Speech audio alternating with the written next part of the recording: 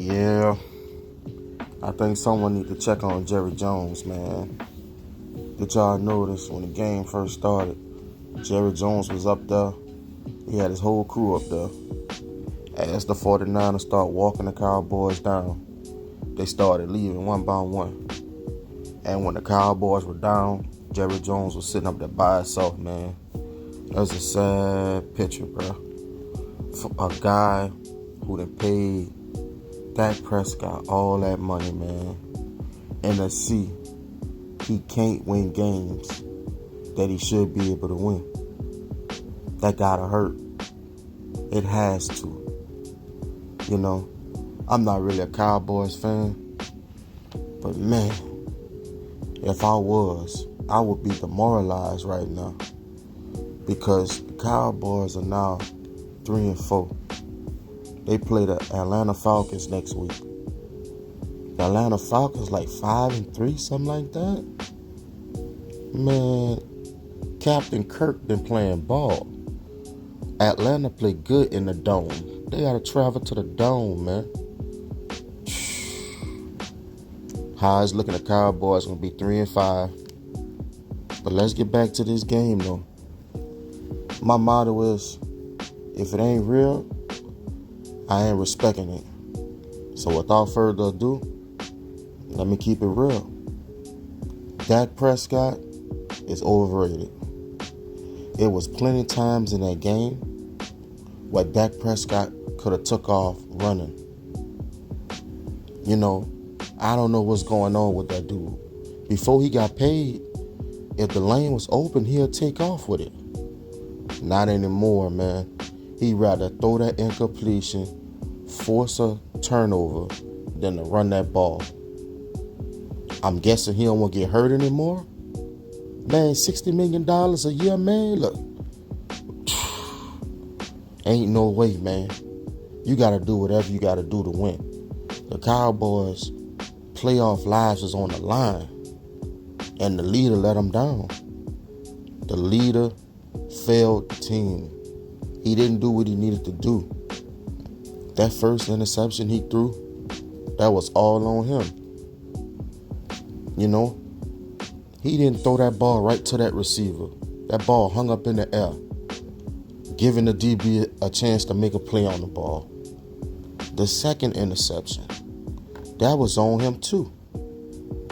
You know what I'm saying? Like, you gotta be better, man. This dude, they said that Dak Prescott, the man then threw 2+ interceptions in 3 straight games. Last person to do that was Troy Aikman, man, in 92. That's not no company I want to be a part of. It's just sad. CeeDee Lamb was the only bright spot. 13 catches for 146 yards, 2 touchdowns. Other than that, you can't depend on no one else. Cowboys' offense is too predictable. Anytime they're in a third down, they're running a screen or play for the tight end. It's easy to cover that. The 49ers got a top 5 defense in the NFL. Bosa is a top 5 defensive lineman himself. That system is legit. Fred Warner and them boys, they are legit. You can't run nothing like that. You know? Cowboys season is over, man. They lost 30-24. The O-line, Steele and Guyton, they gotta go. They've been bad the whole year. They were getting beat all night by Bosa and company. You know? Dallas defense played pretty well in the first half. I even tweeted, Dallas gonna find a way to lose this game even though they're playing well right now. And that's what happened. The Cowboys was running a 6-man front to stop the 49ers. The 49ers countered in the second half by getting George Kittle open. When they started keying in on him, that's when they started running the ball with Isaac Guerrero. That's great coaching by the 49ers, man. The Cowboys failed to adjust. Isaac Guerrero had 14 carries for 85 yards. Brock Purdy so underrated, man. Dude legit. 18 for 26, 1 touchdown. But what I appreciate the most about him, same thing I appreciate about Mahomes, when the receivers get locked up, they have the sense of mind to take off and run.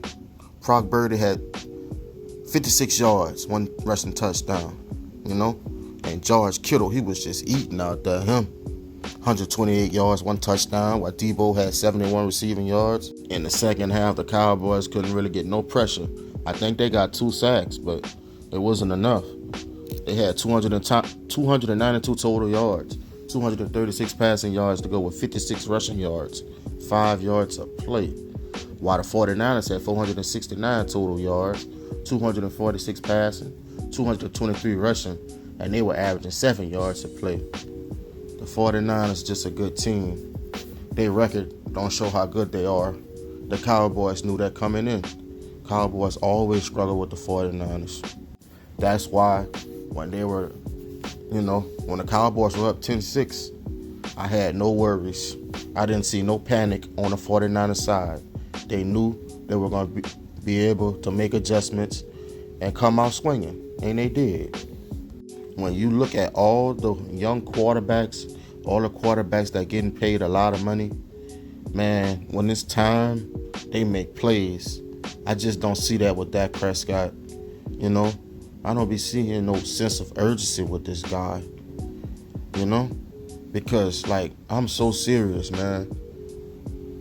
Brock Purdy, Patrick Mahomes, Lamar Jackson, man, Kirk Cousins, Jared Goff.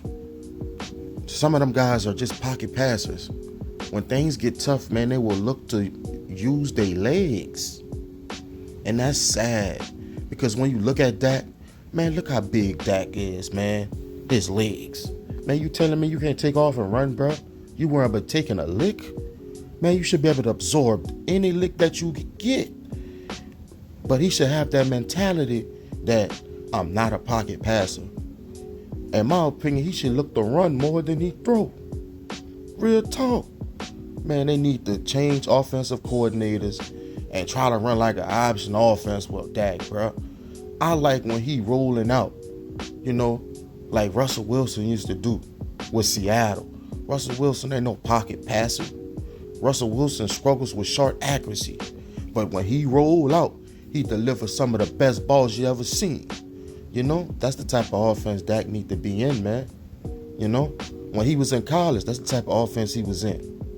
This dude is not a traditional quarterback. He trying to show the world that's what he is. That's not. And until the Cowboys organization could realize that, the Cowboys will never succeed. They can't run the ball how they need to either.